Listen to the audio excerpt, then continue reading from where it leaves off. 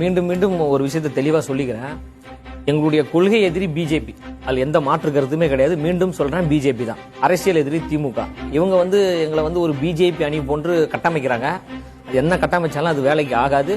நாங்க உறுதியாக பிஜேபியினுடைய சித்தாந்த அரசியலை நேரடியாக எதிர்க்கிறோம். அதுல எந்த மாற்று கருத்தும் கிடையாது. தமிழ்நாடு அரசியல் என்பது தாவேகாவா திமுக என்கின்ற ஒரு களமாக மாறிடுச்சு. அந்த அடிப்படையில தான் மக்களும் பாருங்க. அதற்காகத்தான் உழைத்து கொண்டிருக்கோம். எங்க தலைவரை நாங்க பிரைமரி போர்ஸா தான் பாக்குறோம், முதன்மை சக்தியாக பாக்குறோம். அப்ப முதன்மை சக்தி என்கின்ற பொழுது தமிழ்நாட்டினுடைய முதலமைச்சராக வேண்டும் என்பதற்காகத்தான் இவ்வியூகங்கள் அமைத்து வேலை செஞ்சுட்டு இருக்கோம்.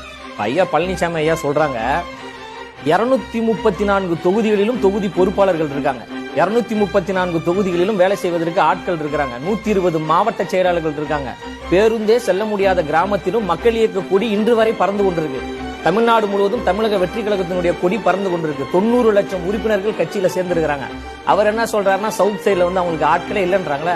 வாய்ப்பு இருந்தா நானே கூட்டிட்டு போறேன் ஐயாவை. தமிழ்நாடு முழுவதும் என் கூட வர சொல்லுங்க. எந்த இடத்துல வெற்றி கழகம் இல்லைன்னு அவரால் சொல்ல முடியுமா? தமிழ்நாடு முழுவதும் பரந்துபட்ட மக்கள் தமிழக வெற்றி கழகில் அதீத அளவில் இருக்கிறாங்க, அதிகமாக இருக்கிறாங்க.